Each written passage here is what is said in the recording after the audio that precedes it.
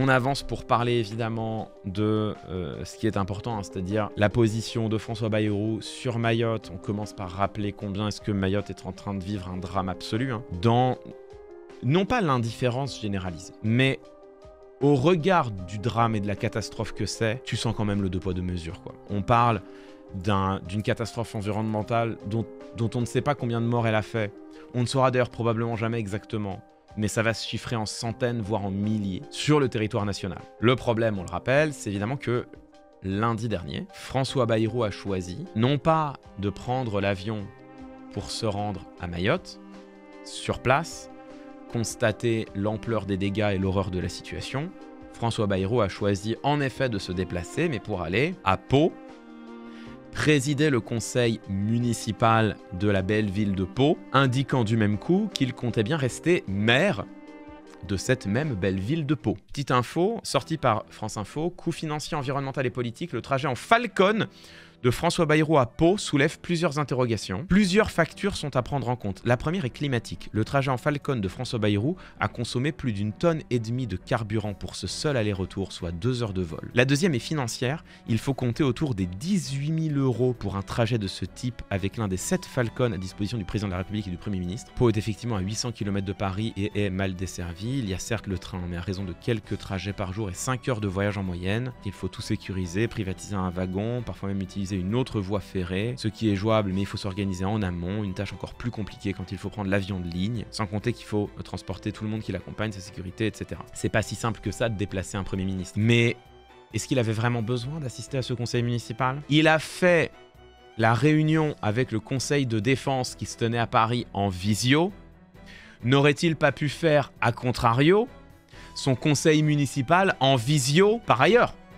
François Bayrou qui a décidé de rester maire de Pau, de ne pas renoncer à son mandat de président d'un exécutif local, alors qu'il est Premier ministre. Alors attention, il en a le droit. Le non-cumul des mandats ne s'étend pas aux fonctions de ministre, pour la simple raison que ministre n'est pas un mandat. Après, maire de Pau et Premier ministre en même temps, tout ça pour un seul homme? Peut-être que le pays l'attend ailleurs? Tout cela relève d'un calcul de communication politique. François Bayrou veut jouer à plein la figure de l'homme de la ruralité, de l'homme des territoires, de l'homme du Béarn. Il veut jouer à plein le rôle du politique ancré dans les territoires versus les élites parisiennes. Donc c'est vraiment ça qu'il veut envoyer comme message. Donc tout ceci crée une polémique tout à fait justifiée. Pourquoi refuse-t-il de lâcher sa mairie à Pau alors qu'il a déjà tant à faire en France? Et surtout, que faisait-il à Pau alors que le devoir l'appelle à minima à Paris en présentiel au sein du Conseil de défense et même probablement à Mayotte, sur le territoire, pour constater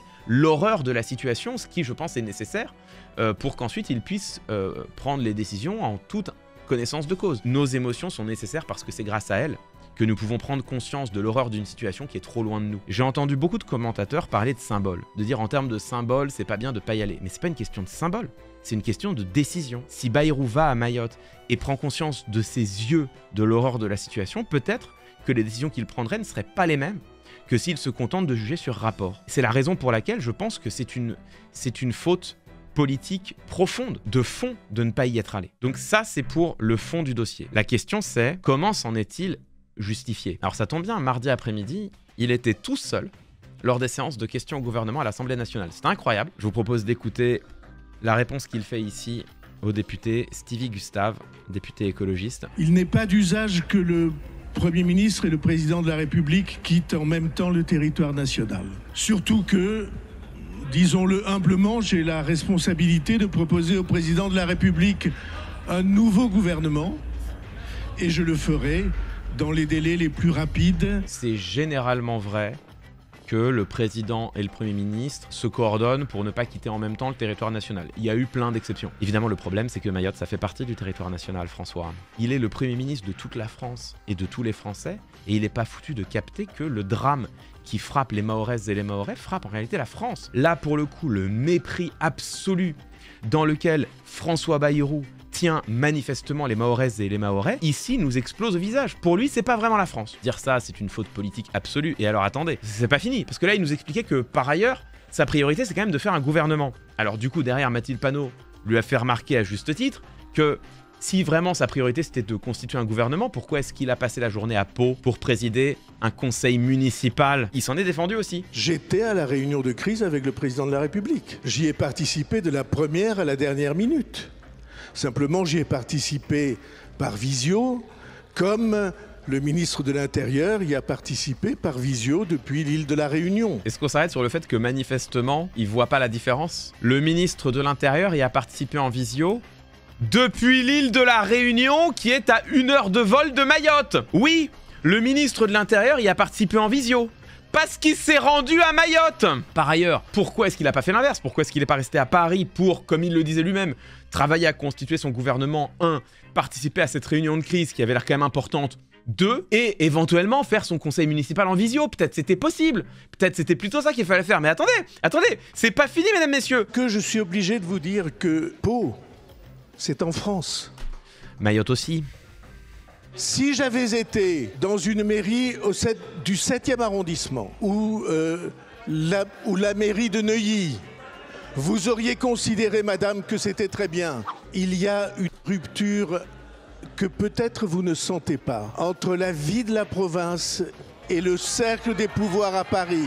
L'argument qu'il emploie, c'est, je vous l'ai déjà dit, c'est un argument par uchronie. Si j'avais fait ça, vous auriez dit ça. Oui, mais il l'a pas fait. Cet argument, il n'est jamais valable. Si j'avais fait ça, vous auriez dit ça. Peut-être, peut-être pas, on n'en sait rien de toute façon. Donc cet argument n'est jamais valable. Mais alors, ce qui est fou, c'est en partant de cet argument, là où il évolue quand même, regardez. Excusez-moi, je suis de ceux qui pensent que l'on n'a pas le droit de séparer la province et le cercle des pouvoirs à Paris. Personne n'a dit ça, personne n'a fait ça, personne n'a prétendu ça. Si vous voulez faire un peu de rhétorique, il commet un sophisme de l'homme de paille, c'est-à-dire qu'il prend la position de l'interlocuteur et il l'étend jusqu'à ce qu'elle se caricature et donc se réfute d'elle-même. Il fait comme si, pour les gens, pour les responsables politiques qui le critiquent, le problème c'était qu'il soit allé à Pau et qu'il ne soit pas resté qu'à Paris. Le problème, et tout le monde le voit, c'est qu'il est allé à Pau et pas à Mayotte. Donc ce qu'il commet, c'est un homme de paille, il caricature la pensée de ses interlocuteurs, il l'exagère jusqu'à lui faire dire le contraire de ce qu'elle dit, et du coup il peut l'envoyer balader d'un revers de la main, faisant comme si la France insoumise, les personnes qui le critiquent, qui le conspuent, n'étaient que d'infâmes parisiens appartenant au cercle de pouvoir qui s'élève contre le pauvre petit maire de Pau, monté à Paris pour exercer un mandat de Premier ministre. Ça, c'est dans sa tête. C'est une fiction qu'il se raconte et qu'il tente de nous raconter, mais qui n'a absolument rien à voir avec la réalité. Si on veut aller plus loin, c'est par ailleurs la définition même du populisme. Le populisme, c'est l'idée de se prétendre soi-même du côté du peuple contre toutes les élites qui pervertissent le pouvoir à leur profit et non pas à celui du peuple. À Mayotte, il y avait le ministre de l'Intérieur.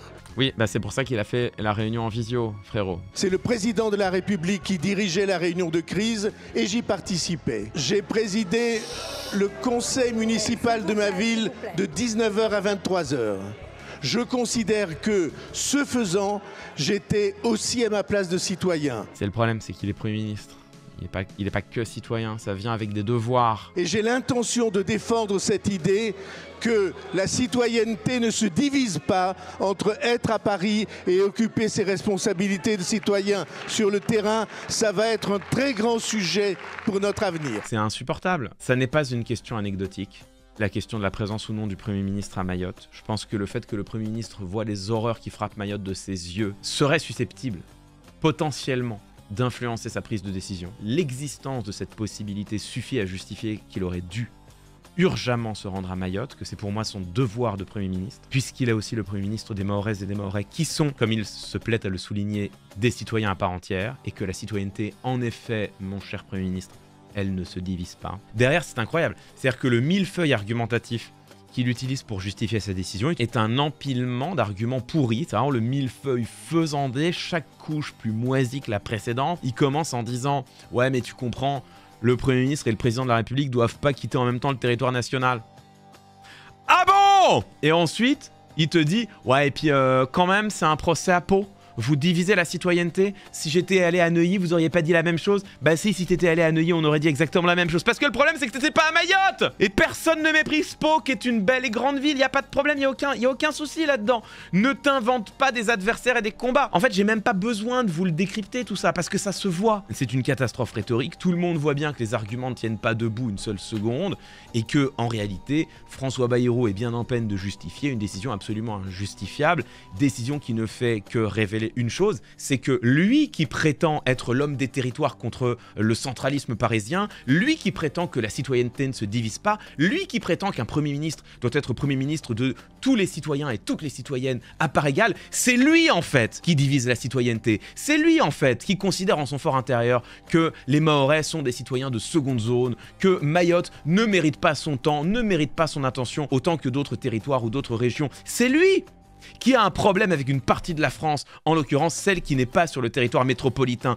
Ce dont il accuse de manière complètement fallacieuse l'opposition de gauche, en l'occurrence la France Insoumise, c'est ce dont il souffre lui-même, le fait précisément de considérer les Mahoraises et les Mahorais comme des citoyens de seconde zone qui ne méritent pas son auguste présence, alors même que, encore une fois, il me semble qu'elle serait nécessaire. Mesdames, messieurs, devant vos yeux éberlués, François Bayrou, Premier ministre de la République française.